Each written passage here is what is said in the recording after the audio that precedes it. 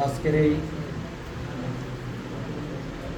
একটা আড়ম্বরপূর্ণ প্রোগ্রামের শ্রদ্ধা সভাপতি যিনি প্রোগ্রাম পরিচালনা করতেছিলেন Amazon Gyasuddin Mahmud.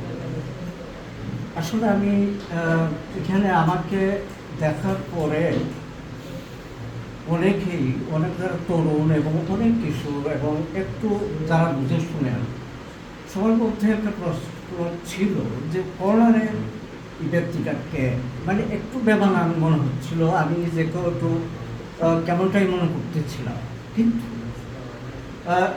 As a experience আমার একটা এক্সপিরিয়েন্সকে আমি বাইরের পৃথিবীতে একটু যাওয়া আসা ছিল। ওই যে একটা ট্র্যাডিশনাল মানুষ বিদেশে কাজ করে আমার আজকের যে অনুভূতি, আমি যেন ওই যে প্রথম ঢাকা এয়ারপোর্টে গেলাম, পরে জেদ্দাতে গেলাম, বিভিন্ন এয়ারপোর্টে গেলে পরে আমার মধ্যে যে একটা রোমান্টিক একটা সেন্স তৈরি হতো যে এখানে আমি কিচ্ছু বুঝতেছি না, এখানে ইংলিশ ভাষণ এবং লোকজনের মুখের ভিতরে ইংরেজির যে একটা অবস্থান দেখতাম, অথবা যুদ্ধকালীন সময়ে যে 1200 বছরের যুদ্ধের সময় আমরা CNN শুনতাম, দেখতাম টিভি, তাদের যে সংবাদ পাঠক এবং যারা সংবাদ প্রেরক ছিলেন তাদের ইংরেজি উচ্চারণ শোনার পরে আমাদের মধ্যে যে একটা আসতো যে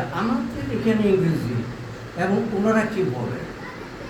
কিন্তু আজকে আমি কোনায় বসে আমি আমাকে আবিষ্কার করলাম যে আমাদের তরুণদের মধ্যে এতটা তারা অ্যাডভান্স এবং এখানে আরও অনেকেই আছেন যারা ইংরেজিতে বলতে পারবেন। বিশেষ করে আমি তো এই স্যার জগদীশপুর হাই স্কুল কলেজের যিনি প্রিন্সিপাল, ওনাকে আমরা তো গুরু যেই মনে করি, কিন্তু ওনার স্টুডেন্ট, ওনার ছাত্ররা এত দূরে এগিয়ে গেছেন, আমরা একই সাথে ওনাকে প্রথম শ্রদ্ধা জানাই এবং সবাইকে শুভাশীষ শোনার প্রতি বক্তৃতা দীর্ঘায়িত করার কোনোই প্রয়োজন নাই। আলহামদুলিল্লাহ আমরা আশাবাদী। একটা শব্দই শুধু আসছিল রেভলিউশন।